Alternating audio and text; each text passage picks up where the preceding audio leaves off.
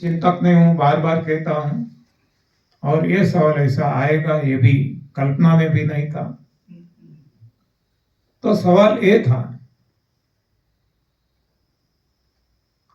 कि श्रवण, आपने नाम सुना होगा, अपने माँ बाप को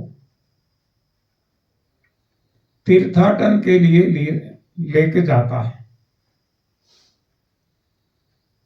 वहां जो घटना घटती है, स्टोरी तो आप सभी को मालूम होगा, ये मैं रिपीट नहीं करता हूं, लेकिन वहां उनकी डेथ हो गई। किस तरह से ये भी आपको पता है, कम मौत, नेचुरल डेथ नहीं हुई। वो एक पारधी ने तीर लगाया और उसकी मौत हो गई। और जब ये उनके माता पिता जो अंधे थे, उनको मालूम हुआ, तब उनके भी प्राण श्रवण के विरह में छूट गए। सवाल ऐसा था कि ऐसा क्यों? एक तो तीर्थाटन में जाते थे प्रभु दर्शन के लिए, ये भाव था। श्रवण बेटा माँ बाप की आज्ञा से, उनकी इच्छा से तीर्थाटन के लिए, उस वक्त तो कोई ऐसे साधन थे नहीं, कावड़ जिसको कहते हैं, आज भी कावड़ यात्रा निकलती है गंगा जल लेके।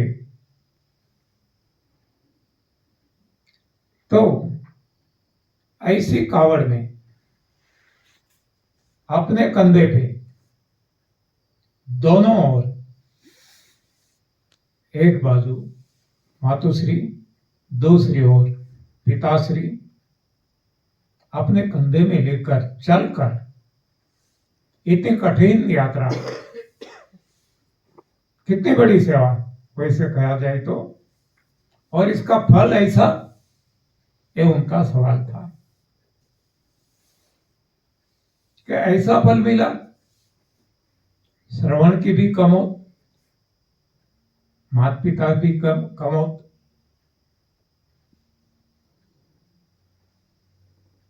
तो माता पिता की सेवा करना न करना, माता पिता का कहा मानना न मानना, ये मेरे मन में उलझन है, ऐसा उनका सवाल था। तो मैंने बताया, मालूम नहीं, हाँ भीतर से जो जवाब आया मैंने दिया कि देखो, भगवान ने हमें कॉमन सेंस दी है। कॉमन सेंस का हमें हर घड़ी, हर पल, हर जगह उपयोग करना चाहिए। माँ बाप की सेवा करना हर संतान की फर्ज है, लेकिन भला बुरा, सच या तो सत्य या तो असत क्या है, ये भी बताना फर्ज होता है। तो जब माँ बाप ने बताया श्रवण को कि मैं तीर्थाटन पे जाना है,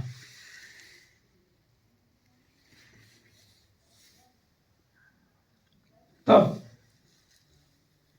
श्रवण को कहना चाहिए था अपने माता पिता श्री को कि देखो,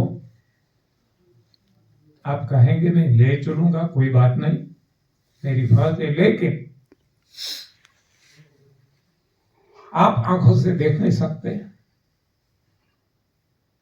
तो तीर्थाटन में जाके आप क्या देव दर्शन तो कर नहीं पाएंगे अपनी आंखों से, और जो लोग अपनी आंखों से देखते हैं वो तीर्थाटन करते हैं, किसी को आज तक भगवान मिले नहीं, और आप तो वैसे भी नहीं देख सकते, तो आपको भगवान कैसे मिलने वाले हैं?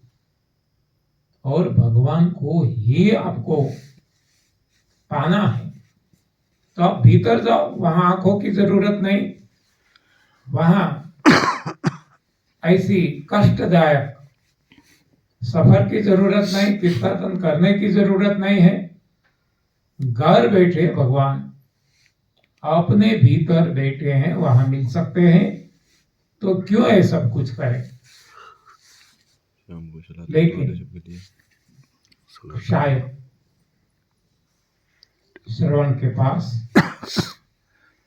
ये सोच नहीं होती।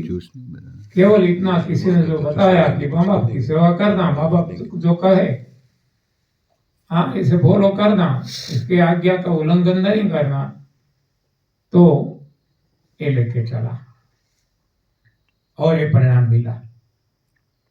अब यहां हम देखते हैं भगवान राम, ये भी दशरथ जी का बेटा था, माता कौशल्या और ये परिवार का बेटा था। यहां तो किसी ने आज्ञा नहीं की, आज्ञा तो नहीं दी, आदेश नहीं दिया, लेकिन छुट्टी भी नहीं दी, रजा भी नहीं दी, अपनी सम्मति भी नहीं दी थी। और फिर भी भगवान राम ऐसा कह सकते हैं कि सभी की आज्ञा का उल्लंघन करके, या तो सम्मति न होने के बाद भी और लुक करके वो जंगल में गए। तो इसका परिणाम क्या है हम देखते हैं। यानी कि कॉमन सेंस का उपयोग भी जरूरी है। ऐसे जो हम सभी का मान लेते हैं, किसी ने ये बताया, किसी ने ये बताया, तो सभी जगह अपनी कॉमन सेंस का भी उपयोग करना ये उतना ही जरूरी है। ये दो उदाहरण से